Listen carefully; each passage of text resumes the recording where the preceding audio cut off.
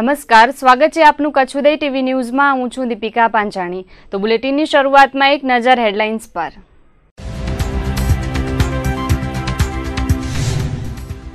સુખપરમાં બે અગ્રણીઓ વચ્ચે ફરીથી ઘર્ષણ, ભાઈ બહેનને ઈજાઓ થતા ખસેડાયા સારવાર તળે, બંને પક્ષે સામસામે પોલીસે નોંધી ફરિયાદ। કંડલા અને મુન્દ્રા ફ્લાઇટ કનેક્ટિવિટીથી જોડાશે, કંડલાથી મુંબઈની વિમાની સેવા ઓગસ્ટથી થશે શરૂ, મુન્દ્રાથી અમદાવાદની ઉડાન ભરવામાં આવશે। માંડવીમાં 4 માળની બની અનઅધિકૃત ઇમારતો, 3 માળ સુધી જ બનાવવાનો સરકારનો છે આદેશ, વર્ષો બાદ નગરપાલિકા દ્વારા અપાઈ માત્ર નોટિસો। ધોરણ 12 બોર્ડની પરીક્ષા પણ આજે થઈ સંપન્ન, અંતિમ પેપરમાં 293 છાત્રો રહ્યા ગેરહાજર। ધોરણ 10-12 બોર્ડની પરીક્ષામાં કુલ 4 કોપી કેસ થયા।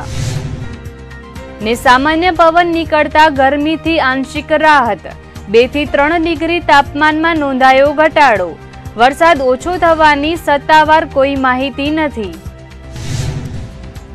ગાંધીધામ આઈટી વિભાગે 4 પેઢીઓ વિરુદ્ધ ફરિયાદ નોંધાવવામાં આવી હતી, જે પેઢીઓને સમયસર ટેક્સ અને રિટર્ન ન ભરતા તેમની વિરુદ્ધ ગાંધીધામ કોર્ટમાં ફરિયાદ નોંધવામાં આવી હતી। પ્રાપ્ત વિગતો મુજબ ટેક્સ ભરવાનો થતો હોય અને ઇરાદાપૂર્વક જે પેઢીઓ ટેક્સની ભરપાઈ ન કરે અને સમયસર રિટર્ન ફાઇલ ન કરે તેમની સામે આઈટી વિભાગે લાલ આંખ કરી હતી, જેમાં ગાંધીધામની જેશુ શિપિંગ ઉપરાંતની ભુજ ગાંધીધામની અન્ય 3 મળીને કુલ 4 પેઢીઓ સામે કોર્ટ ફરિયાદ નોંધાવાઈ હતી।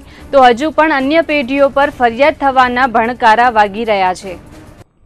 સુપ્રીમ કોર્ટે ભારત સ્ટેજ 3 એટલે કે BS3 વાહનોના વેચાણ તેમજ રજીસ્ટ્રેશન પર પ્રતિબંધ મૂકતો આદેશ જારી કર્યો હતો। વધી રહેલા પ્રદૂષણને ધ્યાનમાં રાખીને સુપ્રીમે આ આદેશ આપ્યો હતો, જેને પગલે હવે 1 એપ્રિલથી દેશમાં BS3 વાહનોનું રજીસ્ટ્રેશન બંધ થઈ જશે, તેમજ તેનું વેચાણ પણ હવે કોઈ કંપની નહીં કરી શકે। BS3 એ પ્રદૂષણનું એક માપદંડ છે। અત્યાર સુધી BS3 માપદંડ હતું, પરંતુ હવે 1 એપ્રિલથી BS4 માપદંડ અમલમાં આવતા સુપ્રીમ કોર્ટે આ પ્રતિબંધ લાગુ કરવા આદેશ જારી કર્યો છે।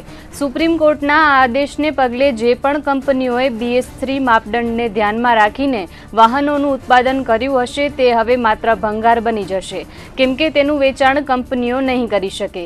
એક અનુમાન અનુસાર આવા વાહનો આશરે 8 લાખથી વધુ છે, જેનું વેચાણ કંપનીઓ નહીં કરી શકે। સુપ્રીમ કોર્ટમાં એક અરજી દ્વારા આ માંગણી કરવામાં આવી હતી, જેને કોર્ટે માન્ય રાખી હતી। સુપ્રીમના આદેશ બાદ ઓટોમોબાઈલ કંપનીઓને મોટો ફટકો લાગ્યો છે। નોંધનીય છે કે અત્યાર સુધી માર્કેટમાં BS3 સ્ટાન્ડર્ડના વાહનો ચાલ્યા, પણ હવેથી જે પણ નવા વાહનો આવશે તે BS4ના હશે। નિષ્ણાતોના મતે BS3 વાહનોથી પ્રદૂષણ વધુ ફેલાઈ રહ્યું છે, જેને પગલે આ વાહનો પર સુપ્રીમ કોર્ટે પ્રતિબંધ મૂકી દીધો છે। કચ્છ ભુજમાં વાત કરીએ તો સુઝુકીના શોરૂમમાં BS3 વાહનો 7 જેટલા હતા, જેમાં કંપનીએ 5000નું ડિસ્કાઉન્ટ આપતા તેનું વેચાણ થઈ ગયું છે। તો કેડી ઓટો દ્વારા BS3 વાહનોમાં મોટરસાઇકલમાં 7500 અને વીમાનું ડિસ્કાઉન્ટ અપાયું છે, તો સ્કૂટરમાં 12500 સાથે વીમાનું ડિસ્કાઉન્ટ આપીને વાહનોનું વેચાણ કરવામાં આવ્યું હતું, જેમાં કેડી ઓટોમાંથી આજે 140 જેટલા વાહનોનું વેચાણ થયું હતું। હવે માત્ર 15 જેટલા વાહનો બચ્યા છે, જે ડિસ્કાઉન્ટ સાથે કાલ સુધીમાં ક્લિયર કરવામાં આવશે। તો કાર્ગો હોન્ડા દ્વારા 15 અને 10,000નું ડિસ્કાઉન્ટ આપવામાં આવી રહ્યું છે, અને હોન્ડાની 150 જેટલી ગાડીઓનું આજે વેચાણ થયું હતું। તો આવતીકાલ સુધીમાં તેનો સ્ટોક પણ ક્લિયર થઈ જવાનું સંચાલકોએ જણાવ્યું હતું। અત્યારે અમને ગુજરાત સરકારના નિયમ મુજબ કહેવામાં આવેલું છે અને સુપ્રીમ કોર્ટનો નોટિસે મળેલ છે કે 1 તારીખથી જે પણ BS3ના મોડલ છે ને એના ઉપર સુપ્રીમ કોર્ટ બેન લગાડી દે છે, પછી એ ગાડી RTO રજીસ્ટર જ નહીં થાય। અત્યારે મારી કને સમજી લો કે લીવો, યુગા અને સાઇન SP જે મોટરસાઇકલમાં છે, જે BS3ના મોડલ છે, અને સ્કૂટર એનામાં એક ડીઓ જ છે મારી પાસે અવેલેબલ, અને બીજી છે નાવી, એને તમે મોટરસાઇકલે કહી શકો અને સ્કૂટરે કહી શકો। એ 5 મોડલ અવેલેબલ છે। અત્યારે સમજી લો મારી પાસે જે BS3માં લીવો, યુગા અને સાઇન SP છે એનામાં અમે 15,000નો કેશ ડિસ્કાઉન્ટ આપીએ, પ્લસમાં જે આ નાવી છે અને ડીઓ છે એનામાં અમે 10,000નો કેશ ડિસ્કાઉન્ટ આપીએ। સરકાર શ્રી સુપ્રીમ કોર્ટે એવો ચુકાદો આપ્યો છે કે BS3 વ્હીકલ જે છે એ હવે તમે 1 એપ્રિલથી વેચી નહીં શકો, એમ જે ઓચિંતાનો નિર્ણય લેવામાં આવ્યો છે। અને જે ટુ વ્હીલર કંપની કે જે ઓટોમોબાઈલ્સ કંપની છે એના માટે મોટો ફટકો છે. એના માટે અત્યારે જે 2 દિવસમાં જે બી ડિસ્કાઉન્ટ કંપની આપી રહી છે એમાં બાઇક ઉપર 9,000 જેટલું છે, સ્કૂટર ઉપર 14,000 જેટલું ડિસ્કાઉન્ટ કંપની આપી રહી છે. અત્યારે તો મારી પાસે ઓલમોસ્ટ બધી પૂરી થઈ ગઈ છે. ખાલી મારા પાસે એક બાઇક છે ગ્લેમર, એ જ છે અવેલેબલ ખાલી. ભુજ તાલુકાના સુખપર ગામે અગાઉના મંદુકે ફરીથી ગામના અગ્રણીને માર મારવાની ઘટના પ્રકાશમાં આવતા ચકચાર મચી ગઈ છે. માર મારનાર સાગરીતના ઘર પર પણ પથ્થરમારો કરીને તોડફોડ કરવામાં આવતા મોટી સંખ્યામાં પોલીસ કાફલો સુખપર ગામે ધસી ગયો હતો. સુખપરના સ્વામિનારાયણ મંદિરના નરનારાયણ દેવ યુવક મંડળના ટ્રસ્ટી કાંતિભાઈ ધનજી કેરાઈ પર હુમલો કરવામાં આવ્યો હતો. કાંતિભાઈના ભાઈ ગોવિંદ ધનજી કેરાઈ તેમજ તેમના બહેન માનબાઈએ આપેલી વિગતો મુજબ સુખપર જુનાવાસ સ્વામિનારાયણ મંદિરની સાંખ્યયોગીની બહેનોએ કાંતિભાઈ કેરાઈને બોલાવ્યો હતો. કાંતિભાઈના દાદાનું નિધન થઈ ગયા બાદ આજે તેનું બેસણું હતું અને સાંજે વચના મૃતના વાંચન સંદર્ભે કામ હોવાનું જણાવીને સાંખ્યયોગીની બહેનોએ તેમને બોલાવ્યા હતા. તેમને બોલાવ્યા બાદ સુખપરના શિવજીભાઈ કુંવરજી ગોરાસિયાના ફાર્મ હાઉસ પર આવવાનું કહ્યું હતું. ત્યારે કાંતિભાઈ તેની બહેન માનબાઈ સાથે શિવજીભાઈ ગોરસિયાના ફાર્મ હાઉસ પર ગયા હતા, જ્યાં શિવજીભાઈ સહિતના 5-7 શખ્સોએ આગોતરી તૈયારી સાથે ભાઈ બહેનને માર માર્યો હોવાનું ગોવિંદ ધનજી કેરાઈએ જણાવ્યું હતું અને તેની બહેન માનબાઈ સાથે ઝપાઝપી કરીને ચેન ઝૂંટવી લેવામાં આવી હતી. કાંતિભાઈ સાથે થયેલી મારામારી બાદ તેના પરિવારજનો અને સાગરીતો દ્વારા શિવજીભાઈના ઘર પર પથ્થરમારો કરીને કાચ તોડી પાડીને નુકસાન પહોંચાડવામાં આવ્યું હતું. સુખપરમાં થયેલી આ ધમાચકડીને પગલે ડીવાયએસપી ચૌધરી, એલસીબી પીઆઈ જે.એમ. આલ, માનકુવા પોલીસ મથકના પીઆઈ એમ.જે. બોક્સા, પીએસઆઈ સોનારા, પીએ ગઢવી સહિત મહિલા પોલીસનો મોટો કાફલો સુખપર ગામે ધસી ગયો હતો, જ્યાં લોકોના ટોળા પર પોલીસે કાબુ મેળવીને શિવજી ગોરાસિયાને તેના મકાનમાં નજરકેદ કરીને પૂછતાછ હાથ ધરી હતી. ત્યારબાદ તમામ લોકોને પોલીસના વાહનમાં પોલીસ મથકે લઈ જવાયા હતા, તો કાંતિભાઈ અને તેની બહેનને સારવાર માટે હોસ્પિટલમાં ખસેડાયા હતા. અમને કંઈ ખબર નથી. અમારા બાપાનું બેસણું હતું આજે, તો બેસીને આવતા હતો તો કે ઝઘડાઝઘડી થાય રહી, મારામારી થાય રહી, તમારા ભત્રીજાને મારે છે. એટલે અમે અહીંયા આવ્યા દોડીને, તો એને મારામારી કરતો હતો. તો મુકાવા જઈને તો મુકાવા ગઈ તો મને પણ ઝાપટ મારીને આમ કરીને કંઠી તોડી નાખીને અહીંયા લોંદરા ભરાવ્યા ને કે તું જા નગર તને પૂરી નાખી સાંભળી. અમને એ તો હવે એને એ કે એમને એને પતાવી જ નાખવું હોય, પૂરો કરી નાખવું હોય પરિસ્થિતિ. એને મારતા હતા કાંતિને, શિવજીભાઈ ને એ એની બાયડીઓ ને એ ભેગ્યું, છોકરાને એવું પોતાની બાયમાણ એની વેવાણ એ બધી ભેગી થઈને એને મારતી હતી. એટલે બચાવી તો ખરા ને. પછી કાંતિભાઈ પેલો તો બાપાનું બેસણું એટલે હતા, એટલે એને ઢેસડીને લઈ આવ્યા. એનું મકાન હોરું કે હાલ કામ છે. પછી હવે બાયું હતા, હવે એને બાયું તો થઈ ગયા રવાના. હવે એનું શું કાવતરું હોય આપણે ખબર ન હોય. બાકી શિવજીભાઈ મારતા હતા, એના બાયડી, એના છોકરાની વહુ, બીજું બેઠે પેઠે ફોન કરે કે આવો અહીંયા, એને આપે કાંઈક એ કારણસર કાંઈ ને બસ મારી નાખવું નથી અહીંયા કને. બસ એનું અહીંયા કને પોતે એકદમ એના માટે ખાર છે. બસ એ ગામમાં સારું કરે છે કામ. એટલે ગામની અંદર કાંઈ કામ હોય તો સચ્ચાઈ માથે ને સારું કામ કરે. એટલે 3 દિવસ પહેલે મારા દાદાનું અવસાન થયું. આજે એનું બેસણું હતું. બેસણું પૂરું થયું એટલે કાંતિભાઈ ઘરે આવ્યા. એનું ઘર અહીંયા જ છે બાજુમાં. એટલે વિશેકા જુનાવાસ મંદિરના સાંગજોગી બાયો ને 5 જણા જે લોકો મોં બંધ કરેલા હતા, એમાં શિવજીભાઈનું મોઢું ખોલું હતું ને 2-4 લેડીઝો પણ હતી. તો અગાઉ મહિનો પહેલે ભુજમાં કાંતિભાઈનું અપહરણ કરીને આ મારવાનું બાયું કાવતરું કર્યું હતું.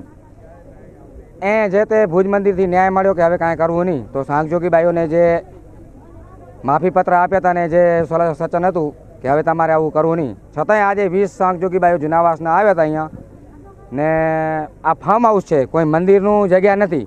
તો મંદિરના જગ્યાઓ ત્યાં બાયું જઈ શકે. ફાર્મ હાઉસમાં બાયું શું કરવા આવ્યા ને શિવજીભાઈ એનું પર્સનલ જે ફાર્મ હાઉસ છે એની ચાવી એ સાંગજોગી બાઈઓને આપી હતી. એટલે 2-4 બાઈઓ સાંગજોગી ત્યાંથી લઈ કાંતિભાઈને કે કામ છે તમારું. એટલે અહીંયા આવ્યા ને સીધી મારામારી થઈ. મને જાણ થતાં તો હું 20 સાંગજોગી બાઈઓ, શિવજીભાઈ ને 5-6 જે 2 એની બાયરીઓ હતી એ મારામારી ઝપાઝપી હતી. તો મારી ફૈયા જે મુકાવા ગયા તો એને પણ આમ લીંદુડા ભરાવી ને કંઠી તોડી નાખી. એટલે આમાં કહેવાનું એટલું જ છે કે ધર્મ લાજ મર્યાદા મૂકી દીધી છે. કોઈ એક વ્યક્તિને ટાર્ગેટ કરી ને અગાઉ મહિના પહેલે માર્યો તો ને પતાવી નાખવાની આ ધમકી છે. સુખપરના કાંતિભાઈ ગોરસિયાને અગાઉ પણ જયનગર પાટિયા પાસે માર મારવામાં આવ્યો હતો, જેમાં માંડવીની મહિલાઓ દ્વારા માર મરાયો હતો. મહિલાઓને એવી આશંકા હતી કે કાંતિએ સ્વામિનારાયણ મંદિરમાં ચાલતા મહોત્સવ વખતે સાંખ્ય યોગીની બહેન સાથે છેડતી કરી હતી. ત્યારે મહોત્સવ સંપન્ન થયા બાદ થોડા દિવસ પછી કાંતિને માર મારવામાં આવ્યો હતો. આ કિસ્સામાં શિવજીભાઈ ગોરસિયાએ જ મહિલાઓને તૈયાર કરી હોવાનું સામે આવ્યું છે. ત્યારબાદ ભુજ સ્વામિનારાયણ મંદિર દ્વારા મધ્યસ્થી કરવામાં આવી હતી, પરંતુ ફરી પાછી આ ઘટનાનું પુનરાવર્તન થયું હતું. આ સંદર્ભે માનકુવા પોલીસ સ્ટેશનના પીઆઈ એમજે બોક્સાએ વિગતો આપતા જણાવ્યું હતું કે સુખપર ગામે રહેતા શિવજીભાઈના ફાર્મ હાઉસ પર સાંખ્ય યોગીની બહેનો ફૂલ લેવા માટે ગઈ હતી. ત્યારે ત્યાં સાંખ્ય યોગીની બહેનોએ કાંતિભાઈને બોલાવતા કાંતિભાઈ શિવજીભાઈના ફાર્મ હાઉસ પર ગયા હતા અને શિવજીભાઈ તથા કાંતિભાઈ વચ્ચે ઝઘડો થતા સમગ્ર બનાવ બન્યો હતો, જેમાં કાંતિભાઈ અને તેના બહેન માનબાઈને ઈજાઓ થતા હોસ્પિટલમાં ખસેડાયા હતા. આ મુદ્દે પોલીસે બંને પક્ષોની સામસામે ફરિયાદ નોંધી હતી. આજરોજ અમે હેડક્વાર્ટરમાં હાજર હતા. એ દરમિયાન સુખપર બીટના જમાદારનો મારા ઉપર ફોન આવેલો કે સુખપર ગામે પટેલ લોકો વચ્ચે માથાકૂટ થઈ છે અને શિવજીભાઈના ઘર ઉપર માણસો ભેગા થયા છે. જેથી અમે તાત્કાલિક ઘટના સ્થળ ઉપર આવેલા અને પોલીસ સ્ટેશનથી પૂરતો બંદોબસ્ત બોલાવી લીધો. ત્યારબાદ વધુ પરિસ્થિતિ ન વણશે તે માટે જિલ્લા પોલીસ અધિક્ષકશ્રીને જાણ કરી અને ડિવિઝનમાંથી માણસો તથા ડીવાયએસપી સાહેબોને અને બધા બંદોબસ્તને એલસીબીને બધાને બોલાવી અને બનાવવાળી જગ્યાએ કંટ્રોલ કરવામાં આવેલ. પ્રાથમિક સ્થાનિક ઉપર આવતા એવું જાણવા મળેલ છે કે સ્વામિનારાયણ મંદિરના સાંખ્ય બાઈઓ કંઈ ફૂલ વીણવા માટે મકાનમાં બગીચામાં આવેલા. એ દરમિયાન આ કાંતિભાઈને બોલાવી અને આ શિવજીભાઈને એને મારેલાની વાત ફલિત થઈ છે. સામા પક્ષે શિવજીભાઈની ફરિયાદમાં પણ એવું છે કે આ સામેવાળા લોકોએ ઘરમાં આવી અને તોડફોડ કરી અને મારઝોડ કરેલ છે. જે રીતની વાત છે, કેટલા લોકોને આમાં ભુજના સુખપરમાં બનેલી ઘટના બાદ ભુજ સ્વામિનારાયણ મંદિરના પ્રવક્તા સ્વામી દેવપ્રકાશજીનો સંપર્ક કરતા તેમણે કાંઈ પણ બોલવાનો સ્પષ્ટ ઇનકાર કર્યો હતો અને આ ઘટનામાં ભુજ સ્વામિનારાયણ મંદિર ક્યાંય નથી તેવું જણાવ્યું હતું. અગાઉ પણ સુખપરના કાંતિભાઈ કેરાઈને મારવામાં આવ્યો હતો, ત્યારે પણ ભુજના સ્વામિનારાયણ મંદિર દ્વારા મધ્યસ્થી કરાવવામાં આવી હતી. ત્યારે આ વખતે ભુજ સ્વામિનારાયણ મંદિરનો સંપર્ક સાધતા દેવપ્રકાશ સ્વામીએ કંઈ પણ કહેવાનું ટાળ્યું હતું. અગાઉ પણ આવી ઘટના બની હોવાનું પૂછતા તેમણે કહ્યું હતું કે ભૂતકાળને મૂકો, અત્યારનું કરો, તેમ કહીને પોતાની વાત પૂર્ણ કરી હતી.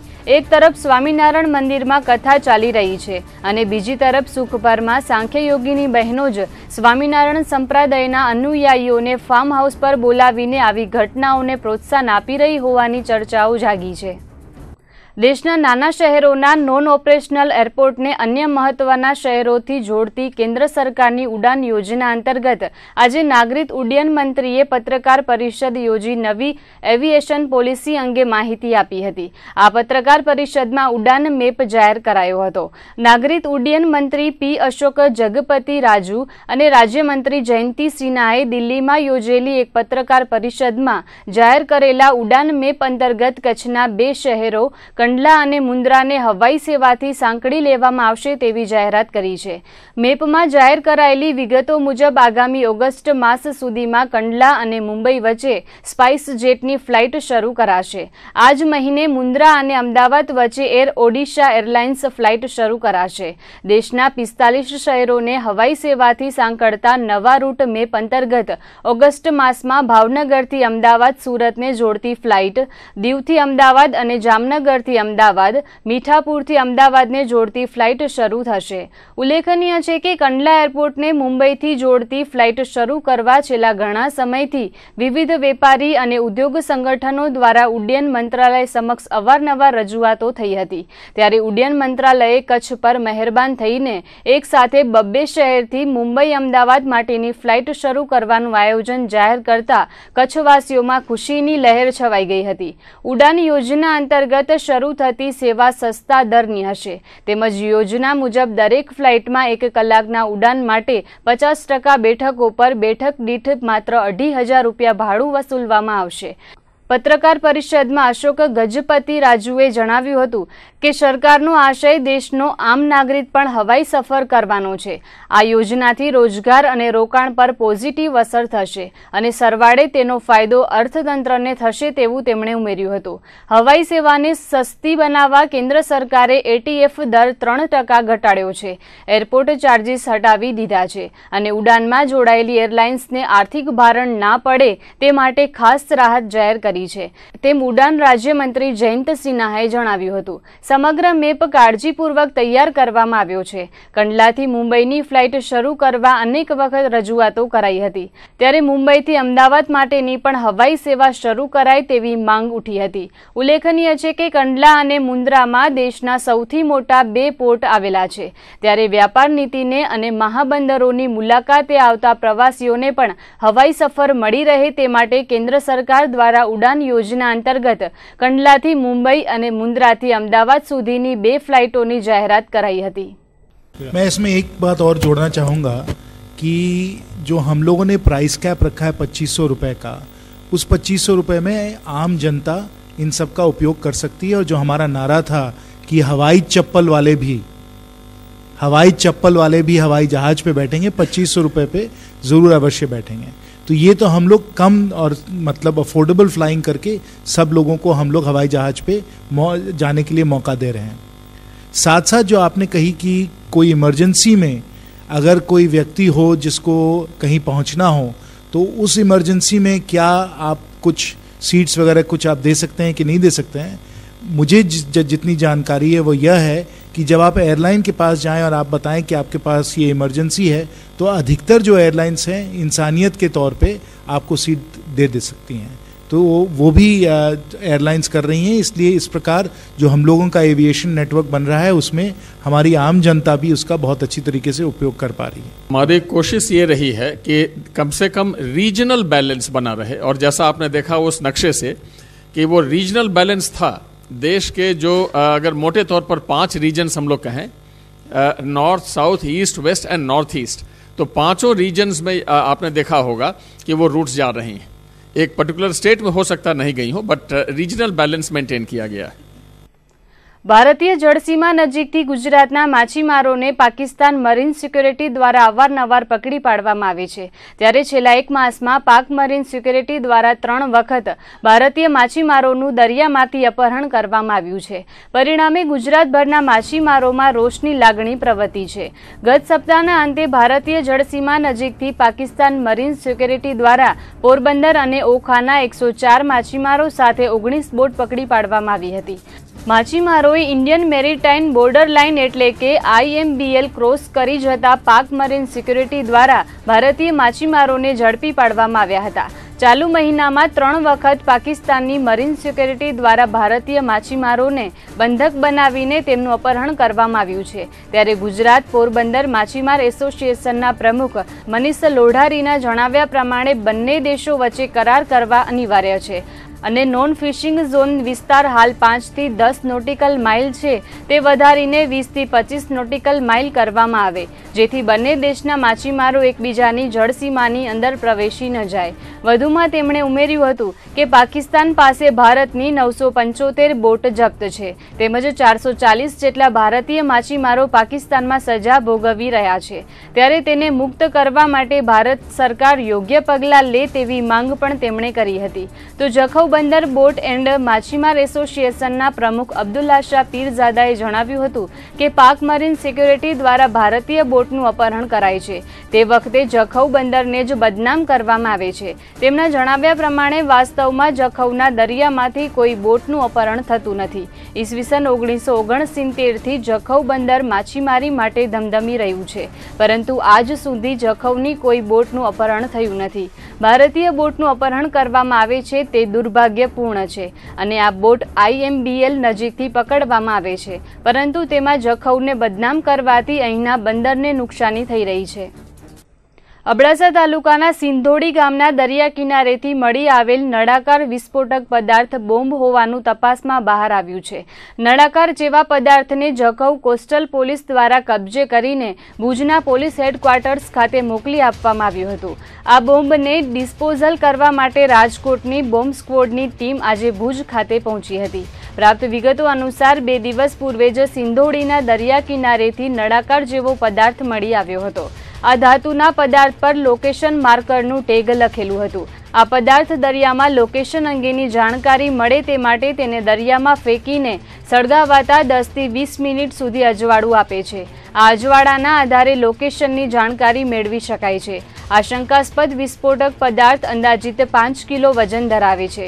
જખૌ મરીન પોલીસ દ્વારા પદાર્થને કબજે કરીને ભુજના પોલીસ હેડક્વાર્ટર ખાતે મોકલી આપવામાં આવ્યો હતો અને આજે તેને ડિસ્પોઝ કરવાની કામગીરી હાથ ધરાઈ હતી. માંડવીના પીએસઆઈ દ્વારા માધાપરના પિતા પુત્રને માર મારવામાં આવ્યો હોવાની રાવ ઉઠી છે. પીએસઆઈએ દબંગાઈથી નિર્દોષ પિતા પુત્રને માર માર્યો હોવાની ઘટનાને પગલે ચકચાર મચી ગઈ છે. પ્રાપ્ત માહિતી મુજબ માધાપરમાં દૂધ ડેરીની સામે રહેતા ઓસમાણ ઉર્ફે ગની હુસેન કુંભાર અને તેના પુત્રને માંડવીના પીએસઆઈ રતનસિંહ ચંદુભા ગોહિલ દ્વારા માર મારવામાં આવ્યો હતો.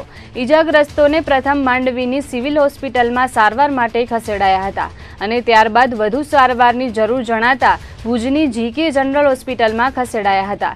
ઈજાગ્રસ્તોના જણાવ્યા પ્રમાણે ધર્મેશ ઉર્ફે ધમ્મો ટાંક માંડવી વિસ્તારમાં દાગીનાની ચોરી કરી હતી. આ દાગીના તેને ઓસમાણને રાખવા આપ્યા હતા અને એકાદ અઠવાડિયામાં પરત લઈ જવા જણાવ્યું હતું. ત્યારે ધમ્માએ આપેલા કોઈ નિવેદનને કારણે પોલીસ ઈજાગ્રસ્તોના ઘેર તપાસ માટે ગઈ હતી. ત્યારે તેઓ ઘરે હાજર મળ્યા ન હતા. બાદમાં ઓસમાણ અને તેનો પુત્ર સામેથી માંડવી પોલીસ મથકે ગયા હતા. ત્યારે પીએસઆઈ દ્વારા ખોટી રીતે માર મારવામાં આવ્યો હોવાના આક્ષેપો ઈજાગ્રસ્તોએ કર્યા હતા. પોલીસ તપાસમાં એ આવ્યો છે કે પપ્પાને મારે હું રજૂ કરવા ગયો. પપ્પાને મેં કીધું ધક્કા ખાય છે, પોલીસ ખરાબ લાગે છે. મેં કીધું સોસાયટીમાં રહીએ છીએ તો પોલીસ ધક્કા ખાય છે, રોજ મોબાઈલ આવી જાય છે, બીજા દિવસે ત્રીજા દિવસે મોબાઈલ આવી જાય છે, ખરાબ લાગે છે મેં સોસાયટીમાં. એટલે મેં કીધું પપ્પા હાલો, મેં કીધું તમને પોતાડી જીઓ હોય, મેં કીધું પતી જાય, મેં કીધું ધક્કા ન ખાય પોલીસ. મેં માંડવી પોલીસ સ્ટેશન લઈ ગયો હતો. પપ્પાને બાઇક ઉપર સવારના લઈ ગયો હતો. પપ્પાને 1 વાગે રજૂ કર્યો મેં. પછી હું રજૂ કર્યા ભેગું મારવાનું ચાલુ કરી દીધું. કોણે? ગોહિલ સાહેબે મગજમાં ધોકા માર્યા, પછી તળાવ પર ધોકા માર્યા, હાથમાં ધોકા માર્યા. પછી હોસ્પિટલ અહીંયા આપણે પોલીસ સ્ટેશનમાં બેહોશ થઈ ગયા. બાપા બેવાન થઈ ગયા. બાપા રાડું કરવા માટે આ બધે બેહોશ થઈ ગયા બાપા. પછી મેં કીધું હોસ્પિટલ લઈ જવું છે મને. મેં કીધું બાપાની હાલત બહુ ખરાબ થઈ ગઈ છે, મને કે હોસ્પિટલ લઈ નહીં જવા દઈએ. પછી એનામાં એક પોલીસવાળો ડ્રાઈવર સારો હતો, એ બિચારો ઝપાટે મોબાઈલ લઈ આવ્યો. મને ખ્યાલ ભાઈ તને હું લઈ આવું. સાહેબનું મને નામ તો નથી આવડતું. ક્યાં લઈ ગયા? એ હોસ્પિટલ લઈ ગયા. મેં શું બનાવ બન્યો છે આખો? એટલે બનાવ એ બન્યો છે કે 6 મહિના પહેલાં જે કોઈ બી એક વ્યક્તિ હતો, એ પપ્પાને 6 મહિના પહેલાંની વાત છે, પપ્પાને વસ્તુ દઈ ગયો અને પપ્પાને ખબર ન હતી કે એ વસ્તુ ચોરીની છે. અને પછી જે ચોર હતો એ પકડાવી ગયો અને એમને તપાસ આવી તો ચોરે મારા પપ્પાનું ખોટું નામ લીધું છે. અને પછી પોલીસવાળા એ વારે ઘડી અમારા ઘર ઉપર આવતા હતા, તો કોલોનીમાં રહેતા હતા તો સારું નહોતું લાગતું અને પપ્પા કામથી બહાર જતા હતા. તો પછી કચ્છમાં છેલ્લા 2 દિવસથી તપતો પ્રખર તાપ આજે હવાની ગતિ વધતા આંશિક ઘટ્યો હોય તેવું લાગી રહ્યું છે. તો હવામાન વિભાગે પણ એવી આગાહી કરી હતી કે એકાદ સપ્તાહ સુધી પ્રમાણમાં થોડી ઓછી ગરમી રહેશે. કચ્છમાં ચૈત્રના પ્રારંભે જ પ્રખર તાપ વર્તાઈ રહ્યો છે, ત્યારે કાળઝાળ ગરમીથી લોકો ત્રાહિમામ પોકારી ઉઠ્યા છે. છેલ્લા 2 દિવસથી 41-42 ડિગ્રીએ પહોંચેલું તાપમાન આજે 1-2 ડિગ્રી નીચું રહ્યું હતું. પવનની ગતિમાં વધારો થવાથી તાપમાનમાં આંશિક ઘટાડો થયો હોવાનું હવામાન શાસ્ત્રી રાકેશ કુમારે જણાવ્યું હતું. તો આગામી એકાદ સપ્તાહ સુધી આ રીતે કાળઝાળ ગરમીથી આંશિક રાહત રહેશે તેવું પણ ઉમેર્યું હતું. તો બીજી તરફ એવી પણ ચર્ચાઓ વહેતી થઈ છે કે આ વર્ષે વરસાદ ઓછો થવાનો છે. દેશના હવામાન વિભાગને ટાંકીને પ્રચાર માધ્યમોમાં એવી વિગતો ચર્ચાઈ રહી છે કે આ વર્ષે વરસાદ ઓછો થવાનો છે. ત્યારે આ બાબતે ભુજના હવામાન શાસ્ત્રી રાકેશ કુમારે જણાવ્યું હતું કે કેન્દ્રીય હવામાન ખાતાએ વરસાદ ઓછો થવા મુદ્દે હજુ સુધી કોઈ વિગતો આપી નથી. હજુ એપ્રિલમાં હવામાન ખાતાની મોન્સૂન સંદર્ભની બેઠક મળશે, તેના આધારે વિધિવત એલાન કરવામાં આવશે. બંદરીય શહેર માંડવીનો પ્રવાસન ક્ષેત્રે વિકાસ થઈ રહ્યો છે, ત્યારે હોટલ ઉદ્યોગ કે કોમર્શિયલ કોમ્પ્લેક્સના નિર્માણમાં વધારો થઈ રહ્યો છે. કચ્છ ભૂકંપ ઝોન 5માં આવતો હોવાથી 3 માળની જ ઇમારત કે કોમર્શિયલ કોમ્પ્લેક્સનું નિર્માણ થઈ શકે, પરંતુ માંડવીમાં સરકારના આદેશનું ઉલ્લંઘન થઈ રહ્યું છે. અનેક જગ્યાએ 4-4 માળની ઇમારતો બંધાઈ રહી છે. ત્યારે જોઈએ કચ્છ ઉદય ટીવી ન્યૂઝનો અહેવાલ. માંડવી શહેરનો પ્રવાસન ક્ષેત્રે વિકાસ થવાની સાથે શહેરમાં અનઅધિકૃત બાંધકામોમાં પણ વધારો થઈ રહ્યો છે. માંડવીના આઝાદ ચોક જેવા પોઝ વિસ્તારમાં પણ અનઅધિકૃત રીતે બાંધકામ થઈ રહ્યા છે. નગરપાલિકાને આ અંગે જાણ હોવા છતાં પણ કોઈ કાર્યવાહી કરવામાં આવતી નથી. ભૂત બંગલા તરીકે ઓળખાતા બંગલાને તોડી પાડીને તેના પર કોમર્શિયલ કોમ્પ્લેક્સનું નિર્માણ કરવામાં આવી રહ્યું છે. કચ્છ ભૂકંપ ઝોન 5માં આવતો હોવાથી 3 માળ સુધીની જ ઇમારત કે કોમર્શિયલ કોમ્પ્લેક્સનું નિર્માણ કરી શકાય, પરંતુ તેમ છતાં પણ માંડવીમાં 4 માળનું કોમર્શિયલ બિલ્ડિંગનું નિર્માણ પૂર્ણતાના આરે છે. તેમ છતાં પણ નગરપાલિકાને આ બાંધકામ અત્યાર સુધી દેખાયું નથી. આ અંગે માંડવી નગરપાલિકાના પ્રમુખ અને ચીફ ઓફિસરે જણાવ્યું હતું કે જ્યુડિશિયરના નિયમ મુજબ બાંધકામ થયું છે કે કેમ તેની ચકાસણી કરીને તેના વિરુદ્ધ કાર્યવાહી કરવામાં આવશે. જો નિયમ વિરુદ્ધ બાંધકામ થયું હશે તો તેને તોડી પાડવામાં આવશે તેવું માંડવી નગરપાલિકાના ચીફ ઓફિસર સંદીપસિંહ ઝાલાએ જણાવ્યું હતું. મારી હમણાં નિમણૂક થયેલી છે અત્યારે ફેબ્રુઆરી મહિનામાં અને હજુ ચાર્જ સંભાળ્યો છે અને બાંધકામને લગતી ઇમ્પેક્ટની ફાઇલો તથા અન્ય 20 રૂપિયાની જે ફાઇલો હતી એ તમામ ફાઇલો ઉપર અત્યારે રોક લગાવી દેવામાં આવી છે.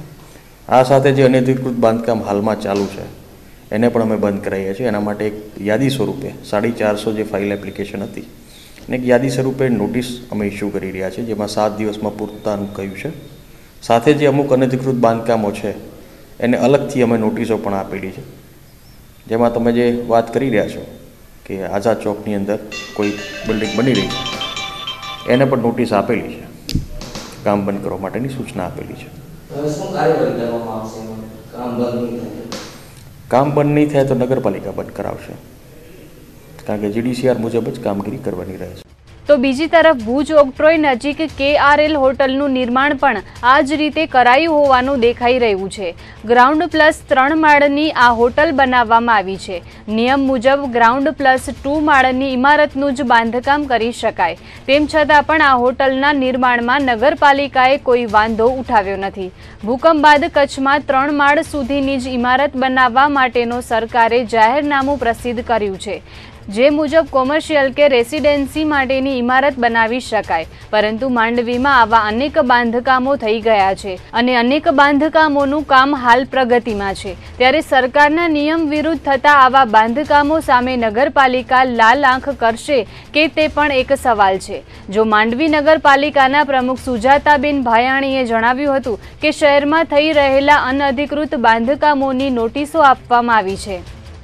ગામમાં કોઈ અનધિકૃત બાંધકામ ચાલતા હોય તો એના વિશે આપણે સંપૂર્ણ જવાબદારી વહીવટની થાય છે. અમારી રીતે અમે અહીંયાથી સૂચના આપી દીધી છે અને નોટિસ પણ આપી દીધી છે, પણ નોટિસ આપ્યા પછી એની કાર્યવાહી કરવાની સત્તા છે એ ચીફ ઓફિસરને વહીવટને આપેલી છે, એટલે એ અનુસાર એને કાર્યવાહી કરવાની રહે. અનધિકૃત દબાણ હોય તો એની રીતે કાર્યવાહી તોડી પાડે અને જે કાયદેસરની કાર્યવાહી થતી હોય એ કરવાની રહે. એટલે એ મેં તમને હમણાં જ કીધું ને કે અનધિકૃત બાંધકામ હોય તો એની વિશે જેટલા હોય એ બધાને નોટિસ આપી અને જે એના ઉપર નિયમ અનુસાર કાર્યવાહી કરવાની હોય એ વહીવટે કરવી જોઈએ. માંડવી નગરપાલિકામાં ભ્રષ્ટાચારના ઉઠેલા આક્ષેપો વચ્ચે આવી ઇમારતો વિરુદ્ધ કોઈ કાર્યવાહી ન કરાતા અનેક તર્ક વિતર્કો સર્જાયા છે. સૂત્રો પાસેથી મળતી માહિતી અનુસાર આ બાંધકામ બાદ વ્યવહાર પણ કરવામાં આવ્યો છે. સામાન્ય લોકોને મુશ્કેલીમાં મૂકી દે તેવી ઇમારતોને શું હવે નગરપાલિકા દ્વારા હટાવવામાં આવશે કે પછી એમને એમ રાખી દેવામાં આવશે? જો આ બાંધકામો ગેરકાયદેસર હશે તો તેની સામે કાયદેસરની કાર્યવાહી કરાય છે કે કેમ તે જોવું રહ્યું. કચ્છ ઉદય TV ન્યૂઝ માંડવી. ઉનાળાના પ્રારંભની સાથે છેવાડાના ખાવડા વિસ્તારમાં પાણીની કટોકટી સર્જાઈ છે. છેલ્લા 15 દિવસથી બન્નીના મોટાભાગના ગામોમાં પાણીની તંગી ઉપસ્થિત થઈ છે. પાણીની તંગી સર્જાતા લોકો તેમજ પશુઓની હાલત કફોડી બની ગઈ છે, જેથી આ વિસ્તારના લોકોને હિજરત કરવાનો વારો આવે તેવી પરિસ્થિતિ ઊભી થઈ રહી છે. ત્યારે આજે કચ્છ જિલ્લા પંચાયતના ખાવડા સીટના સદસ્ય તેમજ તાલુકા પંચાયતના સભ્યો અને કચ્છ જિલ્લા કોંગ્રેસ સમિતિના પ્રમુખ તેમજ અન્ય અન્ય કોંગ્રેસી કાર્યકરોએ બન્ની વિસ્તારને પૂરતું પાણી આપવામાં આવે તે માટે કલેક્ટર સાથે બેઠક કરી હતી. સાથે જ આવેદનપત્ર પાઠવીને રજૂઆત પણ કરવામાં આવી હતી. કોંગ્રેસના ડેલિગેશનને પાણી પુરવઠા બોર્ડના અધિક્ષક ઇજનેર LJ ફફલને પણ આવેદનપત્ર આપીને બન્ની માટે પાણીની અલગ વ્યવસ્થા કરવામાં આવે તેવી માંગ કરી હતી. જિલ્લા પંચાયતના સદસ્ય સમા રશીદ આદમે કરેલી રજૂઆતમાં જણાવ્યું હતું કે ખાવડા વિસ્તારમાં મોટાભાગના ગામોમાં છેલ્લા 2 માસથી પાણીની તીવ્ર તંગી ઊભી થઈ છે, જેના કારણે માલધારીઓ પશુઓને સાચવવા મુશ્કેલી અનુભવી રહ્યા છે. આ વિસ્તારના સરપંચો તથા ગામ લોકો દ્વારા પાણી પુરવઠા વિભાગને સતત રજૂઆતો કરવા છતાં કોઈ નિરાકરણ આવ્યું નથી. આ વિસ્તારમાં ખાનગી ટેન્કરથી પાણી પૂરું પાડવું પણ મુશ્કેલ બન્યું છે. આ વિસ્તારમાં પાણીની કાયમી વ્યવસ્થા ઊભી કરવા રજૂઆત પણ કરવામાં આવી છે. ઉલ્લેખનીય છે કે દર વર્ષે બન્ની પંથકમાં પાણી અને ઘાસચારા માટે માલધારીઓને સંઘર્ષ કરવું પડતું હોય છે, ત્યારે બન્ની પંથક માટે પાણીની અલાયદી સુવિધા ઊભી કરાય તે પણ ઇચ્છનીય છે. આજે કોંગ્રેસના ડેલિગેશને બન્ની પાણી સમસ્યા અંગે કલેક્ટરને વિગતવાર માહિતી આપી હતી અને કલેક્ટરે આગામી ટૂંક સમયમાં યોગ્ય કાર્યવાહી કરવાની ખાતરી આપી હતી.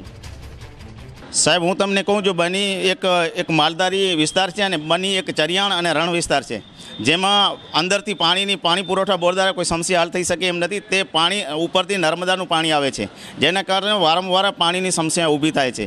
અને બીજો, પાણી બનીને ઓછું લીટર મળતો પાણીની સમસ્યા હોય છે. અને આ વખતે તો વરસાદ ઓછાને કારણે અને પાછાતરા વરસાદને કારણે બન્નીમાં ઘાસચારાની પણ બહુ અછત છે. આજ દી સુધી કોઈ પણ અછતની જાહેરાત સરકારે કરી નથી. અને જેના માટે અત્યારે સરકાર પોતે નિરીક્ષણ કરે અને સત્તાપક્ષ નિરીક્ષણ કરે કે બન્નીની અને બન્નીના પશ્ચિમની પોઝિશનની હાલત શું છે અત્યારે પશુધન અને ત્યાં વસતા નાગરિકો માટે. પોતે જાતે અનુભવ કરે અને પોતે જાતે જ એનું ઉપર કાંઈ બી પગલાં ભરે. ગુજરાત માધ્યમિક અને ઉચ્ચતર માધ્યમિક શિક્ષણ બોર્ડ દ્વારા લેવાયેલી ધોરણ 10 અને ધોરણ 12 બોર્ડની પરીક્ષા આજે સંપન્ન થઈ હતી. ધોરણ 10 બોર્ડની પરીક્ષા પૂર્ણ થઈ ગયા બાદ આજે ધોરણ 12 બોર્ડના અંતિમ પેપર લેવાયા હતા, જેમાં સવારની પાળીમાં રાજ્યશાસ્ત્રના નોંધાયેલા 78 છાત્રો પૈકી 74 છાત્રોએ પરીક્ષા આપી હતી અને 4 છાત્રો ગેરહાજર નોંધાયા હતા. તો બપોરની પાળીમાં સમાજશાસ્ત્ર, સોશિયલ સ્કિલ, રિપોર્ટેબલ મેટર અને ગુજરાતી તેમજ અંગ્રેજી ભાષાના લઘુલિપિના પેપર લેવાયા હતા, જેમાં સમાજશાસ્ત્રમાં 6123 છાત્રો હાજર રહ્યા હતા અને 287 છાત્રોએ અંતિમ પેપરમાં ગુટલી મારી હતી. અંગ્રેજી, ગુજરાતી, લઘુલિપિમાં 27 નોંધાયેલા છાત્રોમાંથી 2 છાત્રો ગેરહાજર રહ્યા હતા અને 25 છાત્રોએ પરીક્ષા આપી હતી. તો સોશિયલ સ્કિલ, રિપોર્ટેબલ મેટરમાં નોંધાયેલા તમામ 33 છાત્રોએ પરીક્ષા આપી હતી. આ વર્ષે બોર્ડની પરીક્ષામાં ધોરણ 10માં 3 અને ધોરણ 12માં માત્ર 1 જ કોપી કેસ મળીને કુલ 4 કોપી કેસ નોંધાયા હતા, જેમાં ધોરણ 12માં 20મી માર્ચે લેવાયેલા અર્થશાસ્ત્રના પેપરમાં કોપી કેસ નોંધાયો હતો, જ્યારે ધોરણ 10 બોર્ડમાં 17મી માર્ચે વિજ્ઞાન અને ટેકનોલોજીના પેપરમાં 1 કોપી કેસ થયો હતો અને 20મી માર્ચે લેવાયેલા ગણિતના પેપરમાં સામખિયાળી અને આદિપુરમાં 1 કોપી કેસ નોંધાયા હતા. કચ્છના યુવા સાંસદ વિનોદ ચાવડાના પ્રયત્નોથી ભારત સરકારના વિદેશ મંત્રાલય અને પોસ્ટ વિભાગના સંયુક્ત ઉપક્રમે ભુજ હેડ પોસ્ટ ઓફિસ ખાતે કાયમી પાસપોર્ટ સેવા કેન્દ્રનો પ્રારંભ થવાનો છે. આવતીકાલે 31મી માર્ચે સાંસદ વિનોદ ચાવડાના હસ્તે પાસપોર્ટ સુવિધા કેન્દ્રને ખુલ્લું મુકાશે. પોસ્ટ ઓફિસમાં શરૂ થનાર પાસપોર્ટ સેવા કેન્દ્ર અમદાવાદ ખાતેની રિજિયોનલ પાસપોર્ટ ઓફિસની અંડરમાં કામ કરશે. ઓનલાઈન રજીસ્ટ્રેશન પણ સ્થાનિકેથી થઈ શકશે, જેમાં દરેક પાસપોર્ટ કઢાવવા ઈચ્છુક નાગરિકોએ ઓનલાઈન અરજીપત્રકો ભરીને હાજર રહેવા માટે અગાઉથી એપોઇન્ટમેન્ટ મેળવવાની રહેશે. ઓનલાઈન એપોઇન્ટમેન્ટ મેળવવાનું કાર્ય બપોરે 2 વાગે શરૂ થશે. તત્કાલ તેમજ અન્ય કોઈ વિશેષ કેટેગરીની સેવા હાલ શરૂ નહીં થાય. હવે આવતીકાલે 10 વાગે વિનોદભાઈ ચાવડા સાંસદ આપણા કચ્છના એમના હાથે ઉદ્ઘાટન રાખેલું છે અને સંપૂર્ણ સેવાઓ બધી આ પોસ્ટ ઓફિસ મારફતે જ મળશે. એમાં પાસપોર્ટ ઓફિસના રિજનલ ઓફિસના પણ કર્મચારીઓ હશે, એમાં આપણા પોસ્ટ ઓફિસમાં જ હશે અને આ કચ્છની જનતા છે એને હવે ક્યાં રાજકોટ કે અમદાવાદ જવાની જરૂર નહીં પડે. ટોટલી સુવિધાઓ બધી અહીંયા મળી જશે, પાસપોર્ટ આપને ઘરે મળી જશે. ગ્રાહકોને અમે જે કોઈ પણ તકલીફ ન પડે એની વિશેષ કાઢી લઈશું. મેં વેઇટિંગ ન કરવું પડે એને બધું ઓનલાઈન છે, એટલે એવું નથી કે પહેલો કે ચાલો એવું નથી, બધું નંબર એને ઓટોમેટિક આવવાના છે. એટલે એ લોકોને બેસવા માટે કે પાણી પીવાના પાણી માટે કે કોઈ પણ વેઇટિંગ માટે કોઈ તકલીફ ન પડે એની અમે પૂરી તકેદારી રાખશું. પંડિત શ્યામજી કૃષ્ણ વર્માની 88મી પુણ્યતિથિ નિમિત્તે જુબેલી સર્કલ પર આવેલી તેમની પ્રતિમાને હારારોહણ કરીને શ્રદ્ધાંજલિ અર્પણ કરાઈ હતી. પંડિત શ્યામજી કૃષ્ણ વર્મા સ્મારક સમિતિ, ભુજ ભાનુશાલી મહાજન, ભુજ ભાનુશાલી યુવક મંડળ, કચ્છ યુવક સંઘ, કચ્છ ઇતિહાસ પરિષદ, ભુજ નગરપાલિકા સહિત વિવિધ સમાજ અને સંસ્થાઓના આગેવાનોએ પંડિતજીની પ્રતિમાને નતમસ્તક પ્રણામ કરીને શ્રદ્ધાસુમન અર્પણ કર્યા હતા. આ પ્રસંગે ભુજ ભાનુશાલી મહાજનના પ્રમુખ શંભુભાઈ નંદાએ પંડિત શ્યામજી કૃષ્ણ વર્માના જીવનમાંથી પ્રેરણા લઈને રાષ્ટ્ર નિર્માણ માટે કાર્ય કરવા અનુરોધ કર્યો હતો. ધનજીભાઈ ભાનુશાલીએ જણાવ્યું હતું કે દેશને આઝાદી અપાવવા માટે પંડિત શ્યામજી કૃષ્ણ વર્માએ આપેલા બલિદાનને યાદ કરી દેશદાસ જગાવી યુવાનો આગળ આવે તેવી અપીલ કરી હતી. આ પ્રસંગે લખમશીભાઈ ભદ્રા, રમેશભાઈ ભદ્રા, ભરતભાઈ ગોર, જયેશભાઈ વડોર, વસંતભાઈ ગજરા, પૂંજાલાલ ભદ્રા, રામજીભાઈ પાટવાડા, વિનેશભાઈ ફુલિયા, શંકરભાઈ સચદે, અરવિંદભાઈ માવ, વિરેન્દ્રભાઈ મંગે, પ્રતાપભાઈ રૂપારેલ, ખેતશી ગજરા, જયેશ ફુલિયા, રામજીભાઈ કટારમલ, શંભુભાઈ જોશી, જમનાદાસ વડોર, રામજીભાઈ વડોર, રમેશભાઈ ગૃહપતિ, જેરામભાઈ મંગે, ગોવિંદભાઈ ગજરા, નરસિંહભાઈ ભદ્રા, તુષાર ભાનુશાલી, અરવિંદ દામા, પ્રવીણ ભદ્રા, પ્રભાબેન પટેલ, રાજલ ગઢવી, ચેતનભાઈ વડોર, જેજી ભટ્ટ, દિનેશ વડોર સહિતના આગેવાનો ઉપસ્થિત રહ્યા હતા. આજે ક્રાંતિવીર પંડિત શ્યામજી કૃષ્ણ વર્માની પુણ્યતિથિ છે, જે નિમિત્તે એમને શ્રદ્ધાંજલિ અર્પવા અત્યારે એમના સ્મારક ખાતે ભેગા થયા. અમારા ભુજ ભાનુશાલી મહાજન, કચ્છ યુવક સંઘ, ક્રાંતિવીર પંડિત શ્યામજી કૃષ્ણ વર્મા સ્મારક સમિતિ તથા અન્ય સંસ્થાઓ મારફતે આ આયોજન કરવામાં આવેલ છે. ક્રાંતિવીર પંડિત શ્યામજી કૃષ્ણ વર્મા કે જેઓ ક્રાંતિકારીઓના પણ ગુરુ હતા અને એમને આજે જે કોઈ પણ કારણસર એમને પ્રસિદ્ધિ મળી શકેલ નથી, તો અત્યારે આપણે જ્યારે એનો ઇતિહાસ વાંચીએ કે એમના વિશે જાણીએ ને તો આપણા રૂવાટા ખડા થઈ જાય કે એમણે કેવું ભગીરથ કાર્ય, જ્યારે ટાંચા સાધનો હતા અને ખૂબ જ મુશ્કેલીઓ હતી એવા અંગ્રેજોના શાસનમાં એમણે આઝાદી માટે જે કાર્ય કર્યું છે એ ખૂબ જ પ્રશંસનીય છે અને એમાં આપણે કોઈ કલ્પના પણ કરી શકીએ કે આવું કાર્ય કોઈ કરી જાય. ઇતિહાસની વાત બહુ જ ટૂંકમાં કહું તો 40,000 ગોરાઓ, 32 કરોડ ભારતીયો, 200 વર્ષની ગુલામી, એમાંથી આઝાદીનું પ્રથમ સોપાન એટલે પ્લાસીનું યુદ્ધ, બીજું સોપાન એટલે 1857નો સ્વાતંત્ર્ય સંગ્રામ કે જેમાં મંગલ પાંડે શહીદ થયા, અને ત્રીજું અને મહત્ત્વનું સોપાન એ 1905થી 1931 સશસ્ત્ર શાંતિ સંગ્રામ, અને જેના રાહબર હતા આપણા કચ્છના સપૂત પંડિત શ્યામજી કૃષ્ણ વર્મા. અને ચોથું સોપાન એટલે 1914થી 1947 રાષ્ટ્રપિતા મહાત્મા ગાંધીજીના રાહબર હેઠળ જે અહિંસક આંદોલન થયું તે. પણ મને કોઈ પૂછે તો ચારેય સોપાન પૈકી મહત્ત્વનું કોઈ સોપાન હોય તો 1905થી 1931 કે જે દરમિયાન આ દેશના 24, 25, 22 વર્ષના યુવાનોએ પોતાની જાન ફરેસાન કરી દીધી, અને એ સૌના રાહબર હતા આપણા પંડિત શ્યામજી કૃષ્ણ વર્મા. તો આજે એમની પુણ્યતિથિ નિમિત્તે હું એમને નતમસ્તકે શ્રદ્ધાંજલિ આપું છું. આજના યુવાનોએ શ્યામજીમાંથી શું પ્રેરણા લેવી જોઈએ એ અંગે ખાસ અગત્યનું છે. શ્યામજી જ્યારે યુવાન હતા ત્યારે એમણે અંગ્રેજો વિરુદ્ધ ઇંગ્લેન્ડમાં જઈ અને 1905માં ઇન્ડિયા હાઉસની સ્થાપના કરી, અને એમણે આપણા જે આજના ક્રાંતિવીર આપણે જેને કહીએ છીએ એવા વીર સાવરકર, મગનલાલ ધીંગડા વગેરેને એણે ત્યાં પાડ્યા, પોસ્યા અને જરૂર પડી તે કોર્ટ કચેરીમાં એનો બચાવ પણ કર્યો. એટલે શ્યામજીમાંથી આજની તારીખે આપણે ખાસ નોંધવાનું છે, પ્રેરણા લેવાની છે કે જીઓ, તમારા માટે ન જીઓ, દેશ માટે પણ જીઓ, એવો એમનો સંદેશ છે એવું મને લાગે છે. આંતરરાષ્ટ્રીય બ્રાહ્મણ સંસ્થાન દ્વારા સમગ્ર વિશ્વમાં વસતા બ્રાહ્મણોને એકત્રિત કરવાનું કાર્ય કરે છે.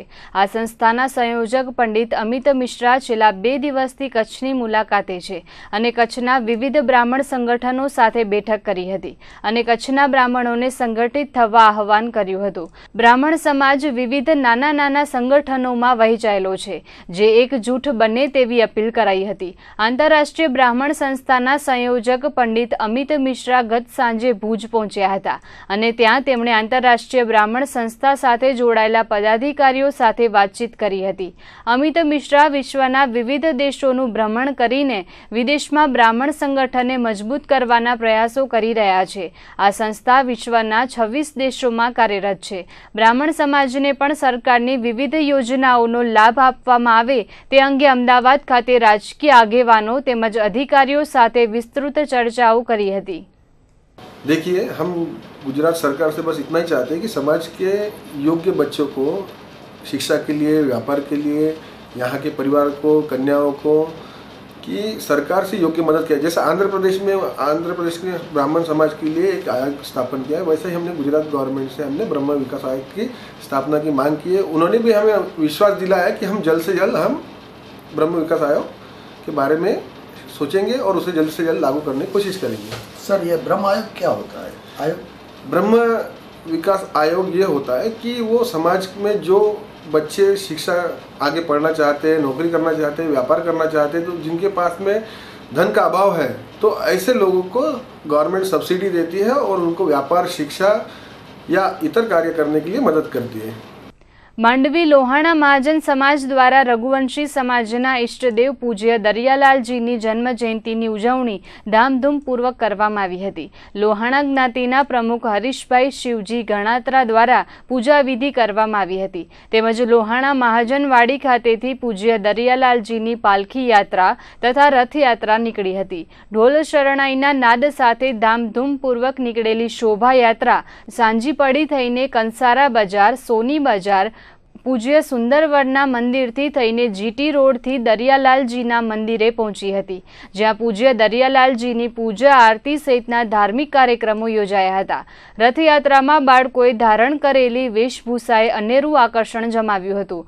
લોહાણા જ્ઞાતિની કળશધારી કુંવારિકાઓ પણ મોટી સંખ્યામાં રથયાત્રામાં જોડાઈ હતી.